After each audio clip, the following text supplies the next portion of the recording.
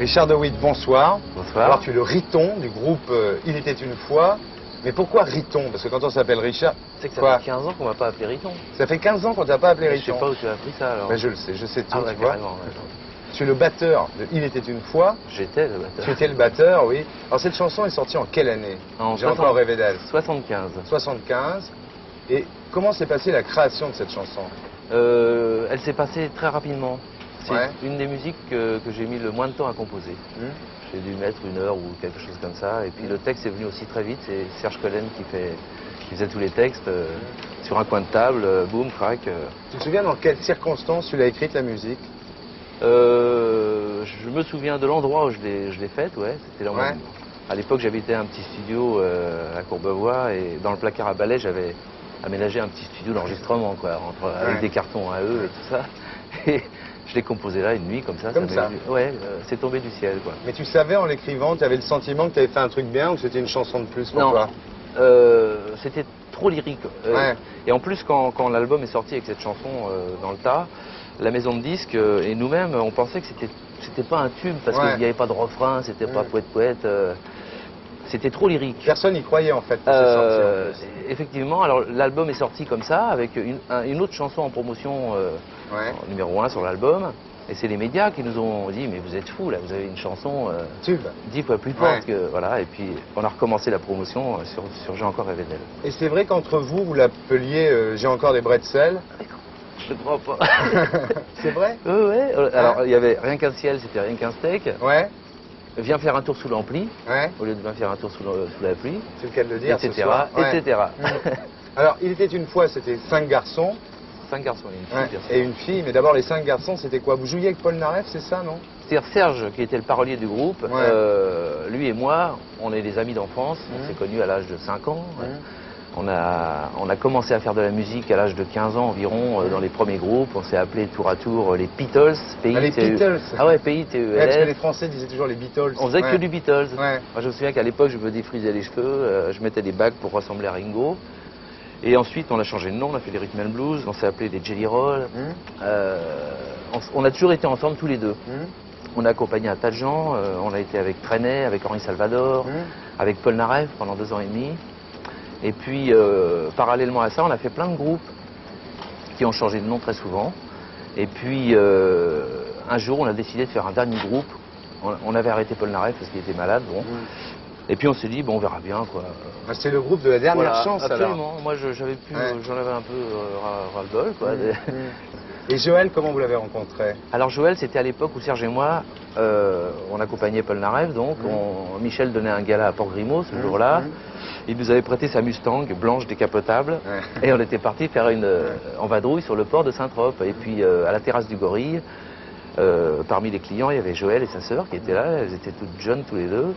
Et puis bon, on s'est assis à côté. Voilà, c'est ça, on draguait carrément. Et puis Serge et Joël, donc, ont sympathisé plus que... Voilà, ils sont partis, et voilà, et l'histoire a commencé ici. Et alors, comment s'est terminé tout ça? Un jour, c'est vrai que c'est la rupture entre Serge et Joël qui a commencé à fissurer le groupe. C'est pas vraiment ça, c'est-à-dire qu'on on tournait énormément. On avait en moyenne, à partir de 75-76 jusqu'à la fin, genre 200 galas par an, quoi, tournée sur tournée, c'était... Bon, on rentrait à Paris, on avait juste le temps de faire des photos, des télés, de recomposer de nouvelles chansons et on était 24 heures sur 24 ensemble, quoi. Et puis, on était quelques-uns dans le groupe à avoir envie de faire autre chose un petit peu, quoi, se prendre genre une année sabbatique, quoi, bon. Puis le manque d'intelligence de certains, quoi. Et je pense qu'il faut voir plus loin. Moi, j'aurais bien aimé qu'on soit les compagnons de la chanson, quoi. Que en 2020, on soit encore là. Enfin, j'exagère un peu, mais...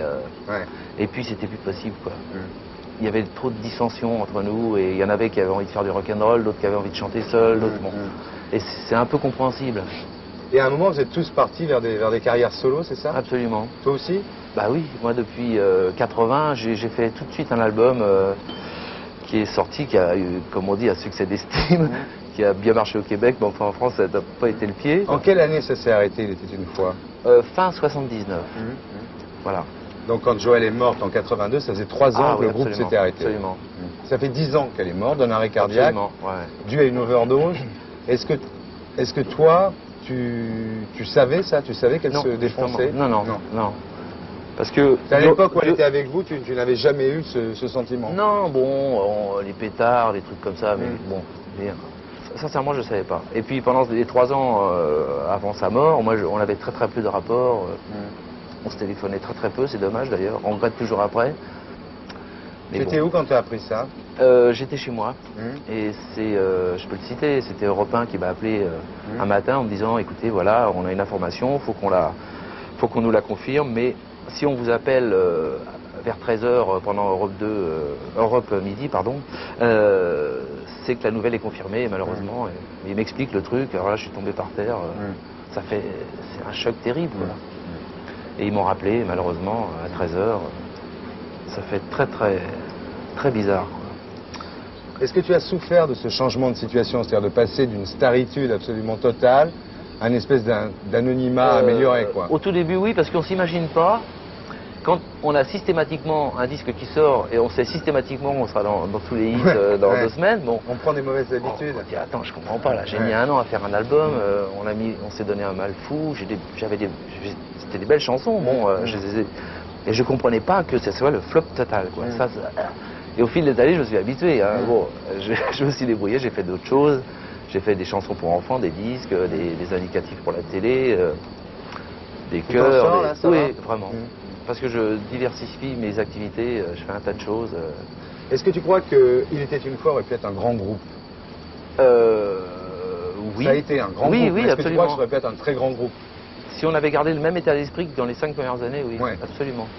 Il y avait quelque chose. Ah ouais, il y avait une magie, un truc, on se comprenait tout de suite, on arrivait en studio, je sais pas, enfin c'était... on avait la foi, déjà c'est pour ça qu'on s'appelait Il était une fois, mais bon... Il y avait un feeling, quoi. Ouais, et puis ça s'est un peu dégradé, bon... Tu regrettes? Ah bah oui, c'est sûr. Tu crois que tu es passé à côté d'un truc énorme? Non, c'est même pas ça, c'est que c'est ma plus belle aventure de musicien. Il était une fois, de toute ma vie musicien, ça fait un paquet d'années que je fais ça. C'est vrai que bon, c'est quelque chose d'exceptionnel. J'ai 46 ans. Ça te fait pas chier, disons, cruellement, mais disons d'avoir ton avenir derrière toi? Non. non, parce que c'est des choses que j'ai faites. Je ne l'ai pas derrière moi, il est avec moi toujours. Hein.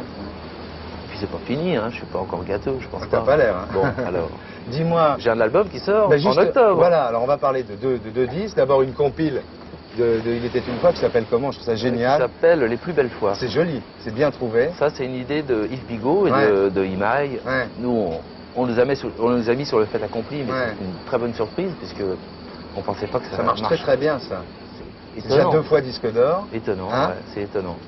Et ton album, alors raconte. Alors mon album, moi j'ai mis une bonne année et demie à l'enregistrer parce que je veux pas faire n'importe quoi avec un producteur indépendant. Ça va sortir, on a retardé un peu la sortie à cause d'Il était une fois et ça sortira en octobre. Puis on verra bien, quoi, je veux dire.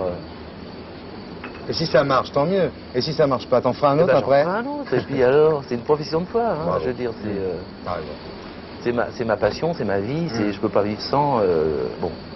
C'est un musico, quoi. Ah bah complètement. Mais il n'y a pas de honte à ça. Ben non.